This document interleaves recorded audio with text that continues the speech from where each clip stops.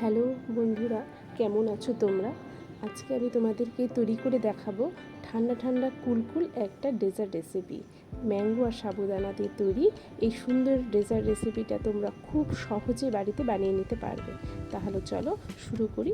এখানে আমি 1 কাপ সাবুদানা নিয়েছি। এটাকে ভালো করে ধুয়ে আমি জলে ভিজিয়ে রাখবো প্রায় 1 ঘন্টা মতন। তারপর দেখো এখানে আমি ম্যাঙ্গো ছোটো ছোটো পিস করে নিয়েছি, সাবুদানা রয়েছে আর একটা ম্যাঙ্গো একটা পিউরি বানিয়ে নিয়েছি। এবার আমি এটা কড়াই বসিয়ে দিয়েছি, সেখানে আমি দুধ দিয়ে দিয়েছি, 1-2 কাপ মতো দুধ দিয়েছি। সেই দুধটাকে খুব ভালো করে জাল দিতে হবে। দুধটা ভালো করে ফুটে আসলে এবার আমি সাবুদানাগুলোকে আমি এর মধ্যে দিয়ে দেবো। ভালো করে ফোটাতে হবে। যখন দেখবে সাবুদানার মধ্যে একটা সাদা সাদা ভাবটা চলে গেছে, দেখো ট্রান্সপারেন্ট ভাব এসছে, তখন ভাববে যে সাবুদানাটা ভালো করে সেদ্ধ হয়ে গেছে।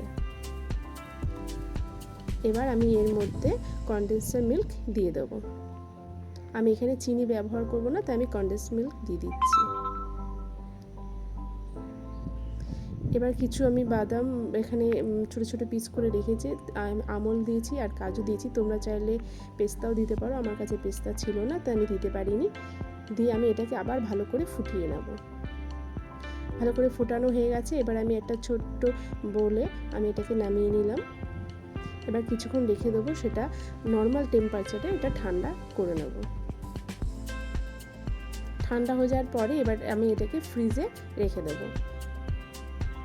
ঘন্টাখানেক ফ্রিজে রাখার পরে আমি ফ্রিজ থেকে এটা বের করে নিলাম।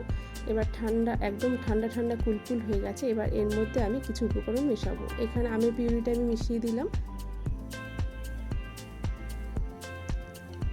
তারপর আমি আমের যে ছোট ছোট পিস করে রেখেছিলাম সেইগুলো আমি দিয়ে দেবো এর মধ্যে।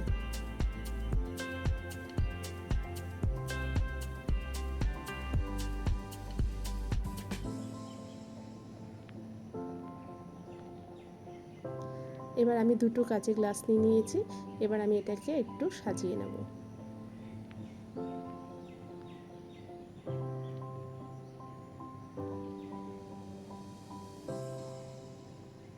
ওপরে একটু বাদাম দিয়ে দিলাম, বাদাম কুচানো।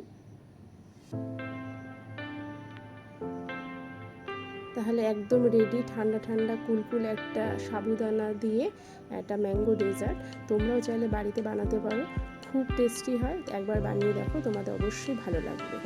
আমার রেসিপিটা ভালো লাগলে লাইক করো, শেয়ার করো আর কমেন্টস করে জানিও যে তোমাদের কেমন লেগেছে। তাহলে আজকে এই পর্যন্ত, আবার হাজির হব নতুন কোনো রেসিপির সাথে তোমাদের সামনে। তাহলে সবাই ভালো থেকো।